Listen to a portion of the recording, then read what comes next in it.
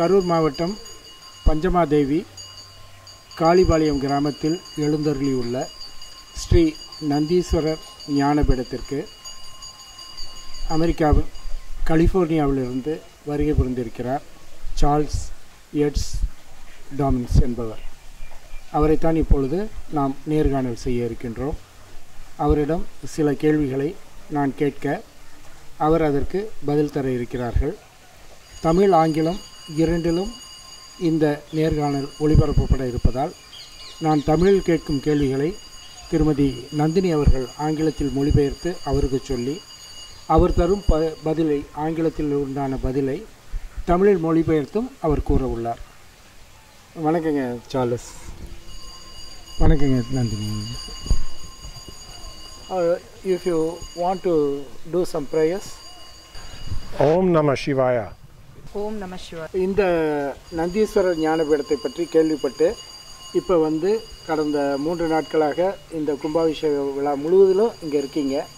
உங்களுடைய இந்த 3 நாள் அனுபவத்தை பற்றி சொல்லுங்க. So you have come for this consecration ceremony of this temple and you have been here for the past 3 days and you have been attending all the pujas and ceremonies here. So could you please share your experiences with us? Yes, I came to support Guruji in any way I can and was blessed to have so many pujas and homas to witness and to be a part of. And I also came to help support Guruji's book, a beautiful book that he's written. இந்த கும்பாபிஷேக விழாவில் பலவிதமான ஹோமங்களிலும் பூஜைகளிலும் கலந்து கொண்டு இறைவனை தரிசிக்கவே வந்தேன். அது மட்டுமல்லாமல் மிக முக்கியமான விஷயம் என்னவென்றால் குருஜியின் புத்தகம் நாங்கள் மிக நெடுநாளாக எதிர்பார்த்து கொண்டிருந்த குருஜியின் புத்தகத்தை உறுதுணையாக இருந்து அதை பல உலக மக்களுக்கும் கொண்டு சேர்ப்பது எங்களுடைய முக்கியமான ஒரு நோக்கமாக இருந்தது. குருஜி ஆங்கிலத்தில் குரு தரிசனம் புக்கு எழுதியிருக்காங்க. அதை நீங்கள் படித்தீர்களா? அதை பற்றிய உங்களுடைய எண்ணத்தை பதிவு செய்ய விரும்புகிறீர்கள்? Have you read Guruji's Guru Darshan book, the book which has been released recently, and your opinion on that? Yes, I read that in America before I came here, and it's an incredible book. It's a short book, but it shows who Guruji is. It talks about his experience and how he came to be the great man the great Swami that he is. அவருடைய புத்தகத்தை நான் அமெரிக்காவில் இருக்கும்போதே படித்து விட்டேன். அதாவது மிகப்பெரிய விஷயத்தை குருஜி ஒரு சிறிய புத்தகமாக உள்ளடக்கி நமக்காக கொடுத்திருக்கிறார். ஆனாலும் குருஜி யார், அவர் எப்படி இவ்வளவு தூரம் ஒரு ஆன்மீக பயணத்தில் பயணிக்க முடிஞ்சது என்பதை பற்றியும் அவர் நிகழ்த்திய பல்வேறு அற்புதங்களை பற்றியும் மிக அழகாக எடுத்துரைத்துள்ளார். குருஜியை எப்போ நீங்கள் பார்த்தீங்க? எப்படி பழகுனீங்க? எந்த விஷயத்தினால நீங்கள் ஈர்க்கப்பட்டீர்கள்? When did you meet Guruji? How did you interact with him? And why were you so attracted towards Guruji? So that was 3 years ago. I was traveling in India with a dear friend who knew Guruji, and she had told me about him and some of the miracles that he did and his knowledge. And so we came and met Guruji in Tiruvannamalai for Shivaratri. And the first time I met him, it was difficult, of course, because you have to find the right time, and so we waited, and then we were able to go to a hotel and to meet Guruji there. And he's such a warm, gentle soul. It was great to meet him and to interact with him. He didn't speak much English, and I remember vividly that he was sitting on a bed in a hotel room, and Nandini was sitting next to him. And there were 3 of us, my friend Candice, her husband David, and I, and he asked if I would come sit with him, and so I did. And he asked if I liked Ganesh, and I said, of course. And so then there he handed me a Ganesh.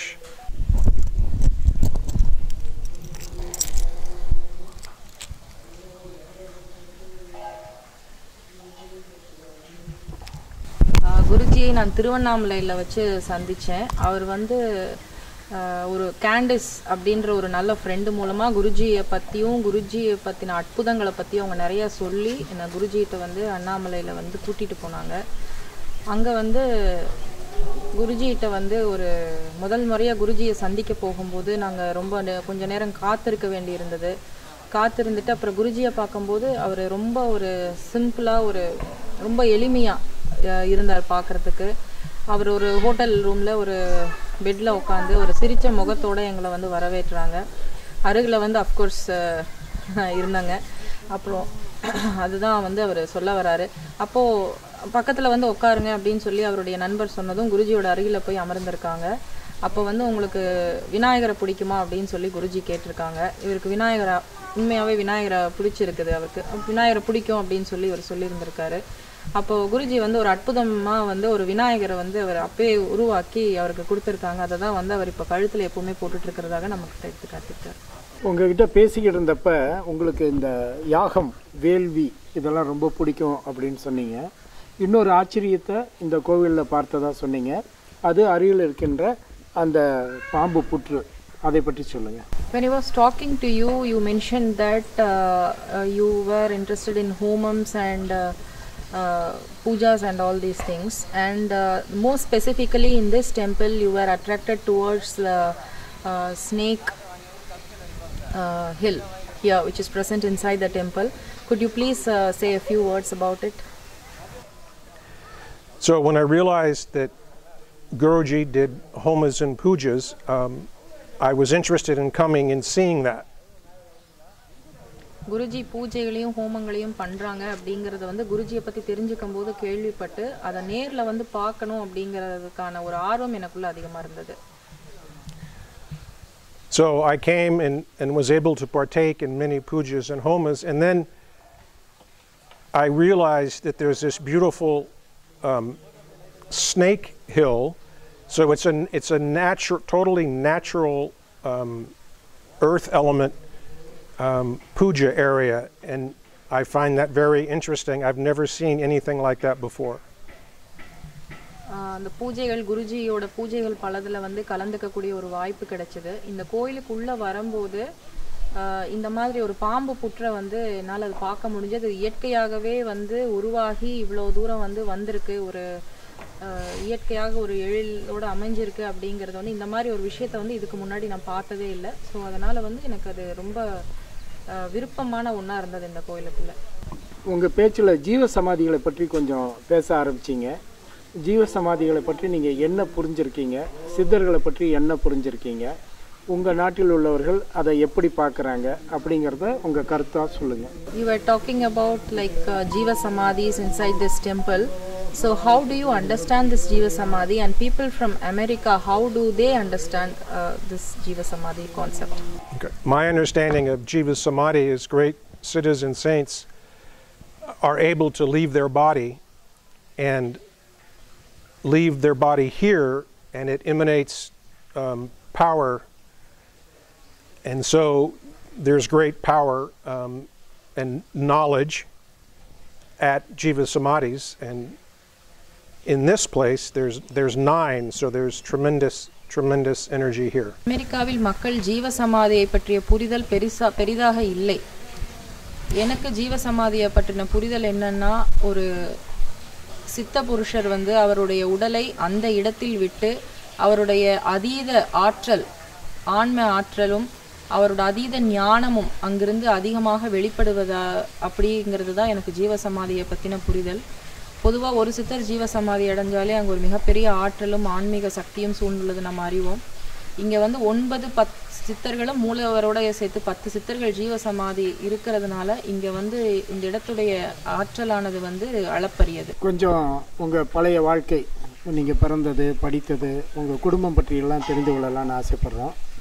முதல்ல உங்களுடைய குடும்பத்தை பற்றி சொல்லுங்கள். We would like to know your family history thing. Would you please education, where you were and like your family background and all those things. Could you please share a few things about that? As far as school, I attended 2 years of college and then I stopped because I had a family, and I have 3 beautiful children, and unfortunately I was divorced after 6 years, and helped raise them. Then I married again, and when my children were 13, they came, each one could make their own choice on where to live, and so they came and lived with me and my second wife.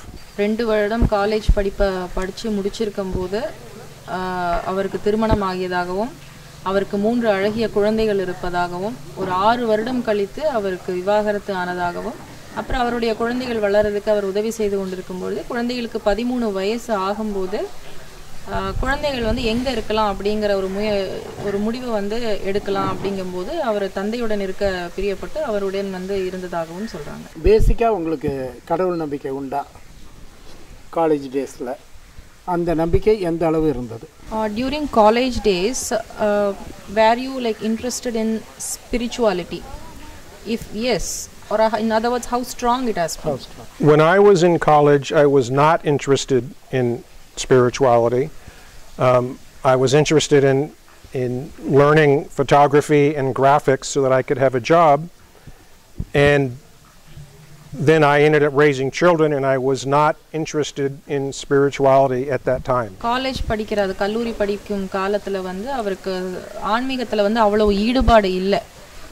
குழந்தைகளை வளர்ப்பதிலும் அதுக்கு பிறகு குழந்தைகளை வளர்ப்பதில இது பண்ணி இருந்ததனால சிறிதளவும் கூட அவருக்கு வந்து ஆன்மீகத்துல ஒரு ஈடுபாடு இல்லாம தான் இருந்திருக்காரு. உங்களுடைய தந்தையார் வந்து ஒரு ஸ்கூல் டீச்சரா இருந்தாங்க.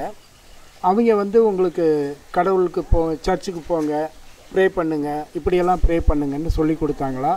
நீங்க அதை கேட்டீங்களா இல்ல கடவுள் மறுப்புங்கிற மாதிரி சிந்தனை இருந்ததா? You have mentioned that your father was a teacher.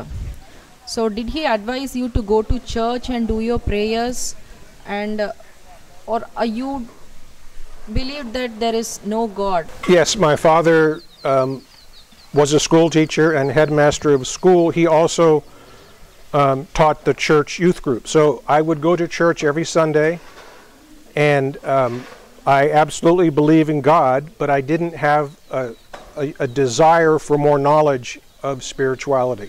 தந்தையார் வந்து ஒரு பள்ளி கூடத்தின் முதல்வராக பணியாற்றி கொண்டிருந்தார். அவர் இத பத்தி சொல்லுவார். அப்ப நான் வந்து ஒவ்வொரு ஞாயிற்றுக்கிழமையும் வந்து நான் சர்ச்சுக்கு போறது வழக்கம்தான். அங்க வந்து பிரேயர்ஸ் பண்ணுவோம், பிரார்த்தனைகள் பண்ணுவோம். ஆனா வந்து அவ்வளவு ஒரு தீவிரமான ஆன்மீக தேடலோ ஒரு ஞானத்துக்கான தேடலோ வந்து எனக்குள்ள அப்ப இருந்ததில்லை. அப்ப எந்த கட்டத்துல நீங்க வந்து ஸ்பிரிச்சுவல் பாதையை தேர்ந்தெடுத்தீங்க? அந்த சூழ்நிலை என்ன? At what stage did you choose your path for spirituality, and what were the circumstances that led to it? So unfortunately, my second marriage ended in a divorce, my fault, and I became depressed. And I talked to a dear old friend who suggested that I need to have more faith. அவருடைய இரண்டாவது திருமணம் வந்து விவாகரத்துல முடிஞ்சதுனால ஒரு மிகுந்த ஒரு மன அழுத்தத்துக்குள்ள போயிருந்திருக்காரு.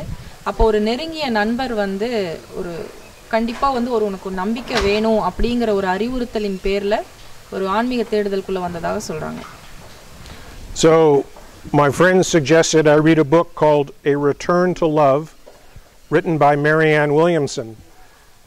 So I purchased that book and I read it that weekend. That's all I did. I read the whole book, and it actually changed everything. It made me have faith. அவருடைய நண்பர் வந்து Return to Love அப்படின்ற ஒரு புத்தகம் மேரி and Williams அவர் எழுதின ஒரு புத்தகத்தை வந்து படிக்க சொல்லி ஒரு அறிவுறுத்தி இருக்காங்க. அந்த வீக்கெண்ட் வந்து அவர் அந்த புக்கை வந்து முழுமையா படிச்சு முடிச்சிருந்திருக்காரு. அதுதான் அவருக்குள்ள ஒரு தீவிர மாற்றத்தை ஏற்படுத்தினதாக சொல்றாங்க. ஒரு புத்தகங்கிறது பலருடைய வாழ்க்கைக்கு திருப்பு முனையா இருக்கும். உங்களுக்கு அந்த ரிட்டர்ன் டு லவ்ங்கிற புத்தகம் லைஃப் ஸ்டைலை கற்றுக் கொடுத்ததா அல்லது ஸ்பிரிச்சுவல் சைடு போக சொல்லி வலியுறுத்தியதா?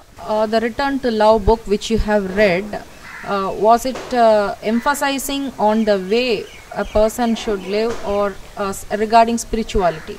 Yes, absolutely. It gave insights into how we think, and it gave ways to interact with people and to live a spiritual life. அந்த புத்தகம் வந்து நம்ம எப்படி சிந்திக்கிறோம், எப்படி மக்களுடைய வந்து நம்ம ஒரு ரிலேஷன்ஷிப் இருக்கணும், எப்படி நம்மளுடைய ஸ்பிரிச்சுவாலிட்டி, நம்மளுடைய ஆன்மீக தேடுதல் எப்படி இருக்கணும் அப்படிங்கிற ஒரு விழிப்புணர்வு வந்து அந்த புத்தகம் ஏற்படுத்துச்சு. அந்த புத்தகம் ரிட்டர்ன் டு லவ் புத்தகம் படித்ததற்கு பிறகு உங்களுடைய பார்வை, இறைவனை பற்றிய பார்வை, ஸ்பிரிச்சுவல் பாத்தை பற்றின ஒரு அபிப்பிராயமெல்லாம் உங்களுக்கு எழுந்திருக்கும். நீங்கள் முதல்ல அந்த புத்தகத்தை படித்து முடித்த பிறகு குருவை தேட ஆரம்பித்தீர்களா? அப்படி தேடிய முதல் குரு யார்? After reading that book, were you attracted towards God? How was your search for God or a search for Guru? And how was your feeling after reading that book? And when did you start searching for a Guru? Who was your first Guru? So the book did give me a good feeling about myself and hope. So I continued studying along the same lines. And then I realized that I needed to learn meditation. அந்த புத்தகம் வந்து என்னை பற்றிய புரிதலை வந்து ரொம்ப அதிகமா எனக்கு கொடுத்தது அப்படின்னு சொல்றாங்க. அப்புறம் வந்து தியானம் செய்வது அது வந்து எவ்வளவு முக்கியம் அப்படிங்கிறது அந்த புத்தகத்தை படிச்சதுக்கு பிறகு அவர் தெரிஞ்சுக்கிட்டதாக சொல்றாரு. அடுத்தடுத்து சில புத்தகங்களை நீங்க படித்ததாகவும், யோகானந்தா பரமஹம்சர் அவருடைய புத்தகத்தை படித்ததாகவும், அதெல்லாம் உங்களுக்கு வழிகாட்டியதாகவும் சொன்னீங்க. அப்படி படித்த புத்தகங்கள் என்னென்ன, அதன் மூலமாக நீங்க கற்றுக்கொண்டது என்ன? You have mentioned that you have read many spiritual books, and one of them was Paramahamsa Yogananda's book. And what those books taught you, and what you learned from those books? Well, I would say that the autobiography of a yogi was my first real introduction to the spirituality of India. There's many great stories in there about India and the sadhus who live in India and how they lived. And also techniques for meditation, which were very helpful in my journey. Paramahamsa யோகானந்தருடைய மனிதனின் நிரந்தர தேடல், தமிழ்ல சொல்லணும்னா மனிதனின் நிரந்தர தேடல் அப்படிங்கிற ஒரு புக் இருக்கு. இங்கிலீஷ்ல வந்து அது ஆட்டோபயோகிராஃபி ஆஃப் எ யோகி அப்படின்னு சொல்லுவாங்க. அந்த புத்தகத்தை படித்த பிறகு அவருக்கு வந்து இந்தியாவில் வாழ்ந்த சித்தர்கள், மகான்கள், ரிஷிகளை பத்தின ஒரு அறிமுகம், புரிதல் ஏற்பட்டதாகவும், அதன் பிறகு இந்தியாவில் வாழ்ந்த சித்தர்கள், ரிஷிகள், மகான்களை பற்றி நிறைய புரிதல் வந்து அந்த புத்தகம் அவர்களுக்கு கொடுத்ததாகவும், அதுக்கப்புறம் கடவுளுடைய மிக நெருக்கமாக எப்படி இருக்க முடியும் அப்படிங்கிற ஒரு புரிதலும் வந்து அவருக்கு ஏற்பட்டதாக சொல்றாங்க. 19 வயதுல முதல் திருமணம், அதுக்கு அடுத்தடுத்த திருப்பங்கள். ஆனால் எந்த வயதில் இந்தியா ஸ்பிரிச்சுவல் சைடு இது எல்லாமே வந்து எந்த வயதில் நீங்கள் தேட ஆரம்பிச்சிங்க? Your marriage at the age of 19. And so many twists and turns in your life after that. And at what age, like you were, like you thought of coming to India or thought about coming to India and getting more spiritual knowledge here? So I was in my early 40s when this happened. So I didn't really study spirituality until then. And then after that, then when I read the autobiography of a yogi and just realized there was so much more, I started searching for more knowledge.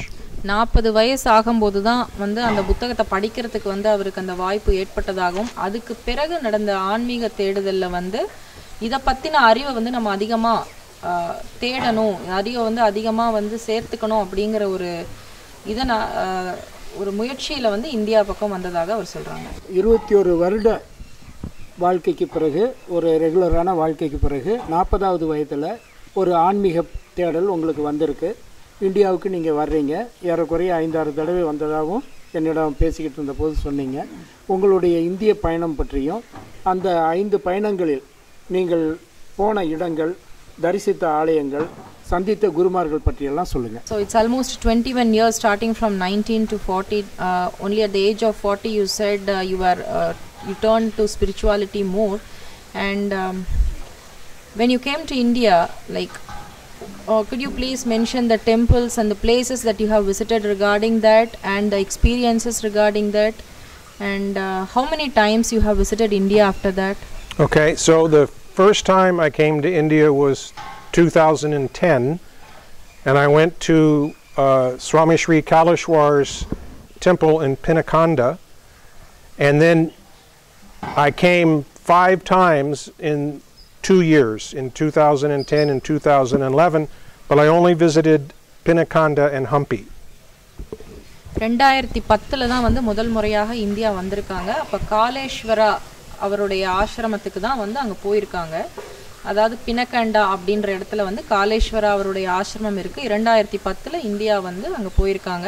2011 ஆண்டுக்குள்ள 5 முறை வந்து India வந்துட்டு போயிருக்காங்க. அப்போ வந்து அங்க ஆசிரமத்தை மட்டும்தான் வந்து பார்த்துட்டு போயிருக்காங்க. So then I came on some tours in 3 years ago and visited Varanasi and Rishikesh and Tirupati,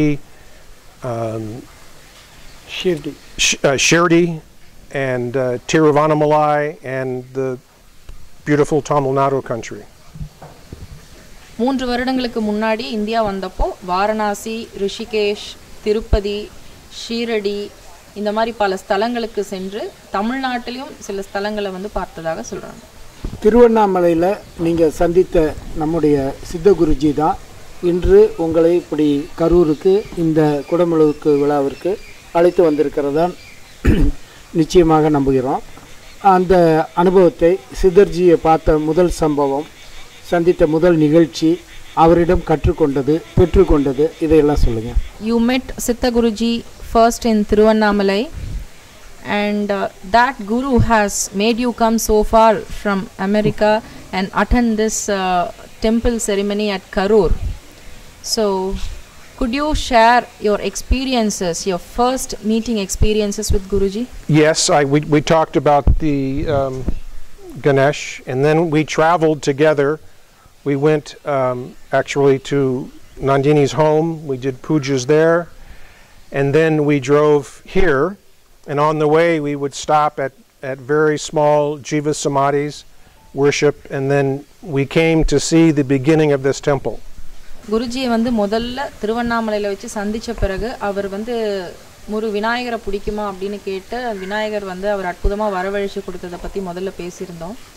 அதுக்கு பிறகு குருஜியோட ஒரு சில இடத்துக்கெல்லாம் வந்து நம்ம போகும்போது அடியனுடைய வீட்டுக்கும் வந்து ஒரு 2 நாள் தங்கி இருந்து சில பூஜைகளெல்லாம் கலந்து கொண்டாங்க. அதற்கு பிறகு நம்ம கொங்கு மண்டலத்தில் உள்ள ஒரு சில ஜீவ சமாதிகளுக்கு குருஜியோட பயணப்பட்டாங்க. அப்போது ஒரு பகுதியாக கரூர் வந்து இந்த கோவில் வந்து அப்போ ஆரம்பகால பணிகள் நடந்து கொண்டிருந்த வேளையில் வந்து இங்கே வந்துட்டு போயிருக்காங்க. ஒரு அவுட் ஆஃப் நத்திங்ல இருந்து உங்களுக்கு விநாயகர் சிலையை நீங்கள் விரும்பின விநாயகரை தருவிச்சு கொடுத்தார் நம்ம சித்த குருஜி. அந்த எக்ஸ்பீரியன்ஸை எப்படி ஃபீல் பண்ணுறீங்க? Like Guruji first ask you like did you love Ganesh and out of nothing he brought Ganesha in a miracle. It was a miraculous event which happened in front of you. How did you take this event? What is your opinion about it and how do you feel? That's a very good question. So what it makes me realize is that there is a very deep spiritual knowledge that is obtainable, and Guruji proved to me that it's obtainable.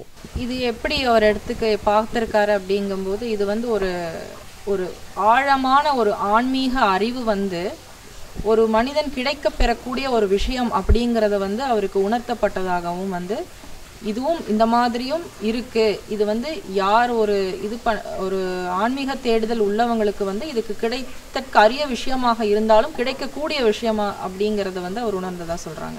சித்தஜி குறித்தான ஒரு வித்தியாசமான அனுபவம், நீங்க வியந்து நெகிழ்ந்த அனுபவம் அப்படின்னா எதை சொல்லுவீங்க?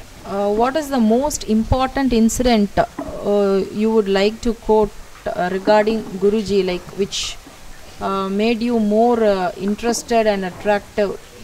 Well, Guruji is it's hard to explain. He has huge wisdom and knowledge. He's clearly beyond the 5 elements because he can manifest, but he's not thinking about himself. He's thinking about sharing his knowledge. அவர் வந்து ஒரு தீர்க்க ஞானமுள்ள ஒரு மனிதர். குருஜி வந்து ஒரு தீர்க்க ஞானமுள்ள ஒரு குரு. அவர் வந்து இந்த என்ன பொறுத்த வரைக்கும் அவர் இந்த பஞ்சபூதங்களுக்கும் வந்து ஒரு அப்பாற்பட்டவராக தான் வந்து கருதுற. என்னன்னா ஒண்ணுமே இல்லாத ஒரு விஷயத்திலிருந்து அவர் ஒரு சித்தர்களுக்குரிய ஒரு தன்மை, ஒரு சில அற்புதங்களை நிகழ்த்தரக்கூடிய ஒரு ஆன்மாவாக இருப்பதனால் வந்து அவர் இந்த பஞ்சபூதங்களுக்கும் அப்பாற்பட்டவராக வந்து கருதுற. அவரை பத்தி எப்பவுமே வந்து சிந்திச்சுக்கிட்டதில்லை. அவருக்கு கிடைத்த அந்த ஞானத்தை மற்றவர்களுடன் பகிர்தல் அப்படிங்கிற ஒரு விஷயத்தை தான் வந்து அவர் எப்பவுமே வந்து முக்கியத்துவம் கொடுத்துருக்காங்க. ஒரு முக்கியமான கேள்வி, இந்த மதம்னு நம்ம கருதி கொண்டு இருக்கின்ற விஷயங்கள் எல்லாம் இறை தேடலுக்கு இடையூறாக இருக்குதா, இல்லை உங்களை போல வந்து மதத்திற்கு அப்பாற்பட்டு இறை தேடலில் இருப்பது சாத்தியமானதாக இருக்குதா, அது உங்களுக்கு மகிழ்வை தருகிறதா? There are so many religions which like each one follow a different religion, and the objective of that is to reach God or offer their prayers and attain God. Is it easy for you to like go beyond religion and see the spirituality, or be in a religion and follow the without any boundaries? Without any boundaries, like yes. So well, I believe very strongly that we all need a guru to lead us. So that's the most important thing. So to me, I have found someone who has attained that and who is willing to teach. இது எல்லாத்துக்கும் அப்பாற்பட்டு குருன்ற ஒரு விஷயத்தை தான் வந்து ஒரு முக்கியமா ஒரு வாழ்க்கையில ஒரு மனிதனுக்கு கிடைக்க வேண்டிய விஷயம் அப்படின்னு சொல்றாங்க. ஸோ அப்படிப்பட்ட ஒரு குரு அடுத்தவங்களுக்கு கற்றுக் கொடுக்கறதுக்கு வந்து தயார் நிலையில் இருக்கக்கூடிய ஒரு குரு தான் வந்து வாழ்க்கையில வந்து மிக முக்கியமான ஒரு விஷயம் அப்படின்னு சொல்றாங்க. இது வந்து மதங்களுக்கும் அப்பாற்பட்ட ஒரு விஷயம். நிறைவா நீங்க வந்து நம்ம சித்த குருஜி பற்றியும் உங்களுடைய இறை தேடல் பற்றியும் இந்த நாட்டு மக்களுக்கு, இந்த நிகழ்ச்சியை பார்த்து கொண்டிருக்கின்ற அமெரிக்க நாட்டை சேர்ந்த தமிழகத்தை சேர்ந்த மக்களுக்கு என்ன சொல்ல விரும்புகிறீர்கள்? What would you like to say for the people who are watching this program and the people of America and other parts of the world? What would you like to say about Guruji and about his spirituality? Well, I think that Guruji is a true master. I would call him a saint. I think if you want knowledge, you have to go to someone who has realized the knowledge, not just having book knowledge, but lives the knowledge. Guruji வந்து ஒரு மிகப்பெரிய ஒரு குரு, ஒரு தீர்க்க ஞானம் உள்ள ஒரு குரு. நீங்க வந்து ஒரு மனிதன் வந்து ஒரு ஆன்மீக தேடுதல்ல இருக்கிறாங்க அப்படின்னு சொன்னா வெறும் புத்தக அறிவு உள்ளவங்க கிட்ட போய் நம்ம வந்து அந்த ஞானத்தை பெறுறது அப்படிங்கிறத விட ஒரு மனிதன் அந்த ஞானத்தை தான் அடைந்து பிறருக்கும் அதை பகிர்ந்து அந்த ஞானத்தோடையே வாழ்ற ஒரு வாழ்க்கையை நடத்தும் ஒரு குருவிடம் சென்று அந்த ஞானத்தை அடைவதுங்கிறது வந்து ஒரு மிகப்பெரிய விஷயம். குருஜியை வந்து நான் அந்த வகையில பார்க்குறேன். இதை பார்த்துட்டு இருக்கிறவங்களுக்கும் வந்து இதைத்தான் வந்து அவர் தகவலாக கொடுக்குறாங்க. கலிஃபோர்னியாவில் நீங்கள் வந்து ஷிர்டி சாய்பாபாவுக்கு ஒரு சின்ன கோவில் அமைத்து வழிபாட்டு செய்து நீங்கள் பிரியப்பட்ட மாதிரி பக்தர்களெல்லாம் அழைத்து நிகழ்ச்சிகள்லாம் நடத்தி கொண்டு இருக்கிறீர்கள். இப்போ உங்களுடைய அடுத்த நோக்கு, அடுத்த கட்டம் என்ன? நம்ம சித்தர்ஜியை எந்த அளவுக்கு கொண்டு போக இருக்கீங்க? You have constructed a temple for Baba at California, which is like in Felton Baba temple, if I remember correctly. So what is your next step in this spirituality, and like what is your thoughts about like taking Guruji's ideas to your country and to the next level? Yes, I think we have a beautiful temple, small outdoor temple, and it's a great place for us to worship. ஒரு சிறிய பாபா கோயில சிறியதாக இருந்தாலும் மிக எழிலான ஒரு பாபா ஆலயத்தை வந்து அங்க நிறுவி இருக்கிறோம். அது வந்து அவர்களுடைய வேண்டுதலுக்கும் பிரார்த்தனைகளுக்கும் ஏற்றது ஒரு கோயிலா அமைஞ்சிருக்கிறதாக சொல்றாங்க. But Guruji has great knowledge and wisdom, and as he teaches that to me, then I can teach it to the people in California, and hopefully the world will be a better place as people understand this knowledge. Guruji கிட்ட அவர் கத்துக்கிட்ட ஒரு தீர்க்க ஞானத்தையும் அறிவையும் வந்து அவர் மூலமாக வந்து எடுத்து கொண்டு போய் அங்குள்ள மக்களுக்கு வந்து அதை சேர்க்கணும்.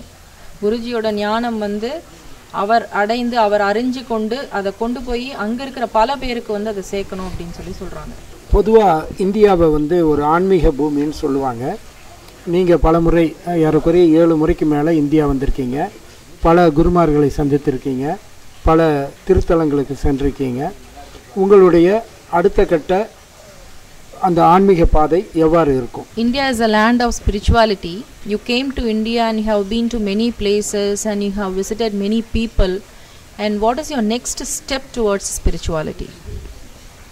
Well, the next step is for me to realize the spirituality and to have the knowledge well enough that I could teach it.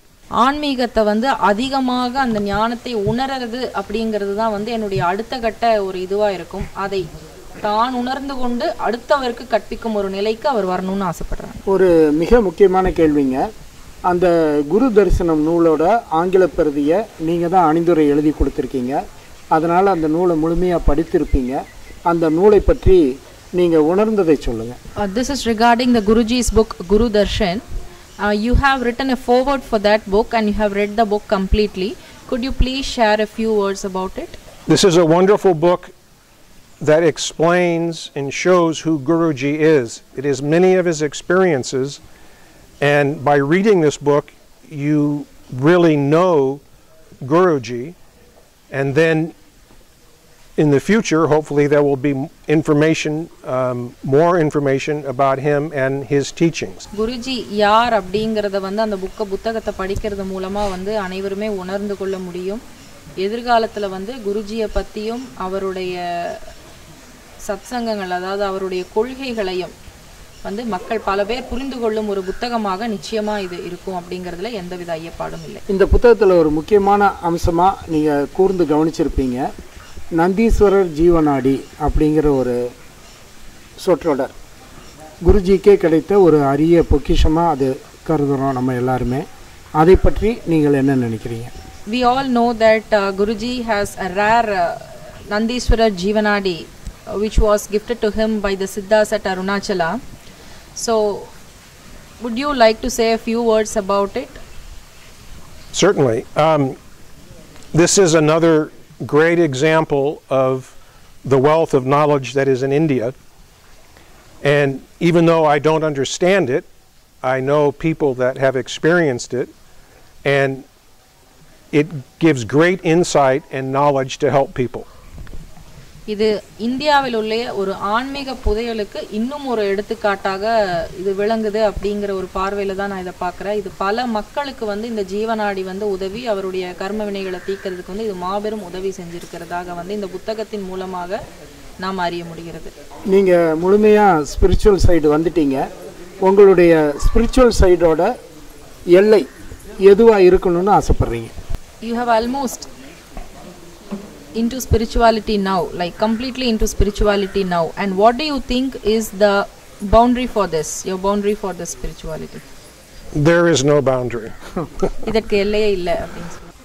அன்புள்ள ஆசை தொலைக்காட்சி நண்பர்களே, இதுவரை கலிஃபோர்னியாவைச் சேர்ந்த ஆன்மீக தேடல் உள்ள திரு சார்லஸ் யதீஸ் டவுன்ஸ் அவர்களை நேர்காணல் செய்தோம். அவருக்கும் நேர்காணலை தமிழில் மொழிபெயர்த்து தந்த திருமதி நந்தினி கிருஷ்ணகுமார் அவர்களுக்கும் ஆசை தொலைக்காட்சி சார்பாக இருவருக்குமே மிகுந்த நன்றியினை காணிக்கையாக்கி நிகழ்ச்சியினை நிறைவு செய்கின்றோம். நன்றி, வணக்கம்.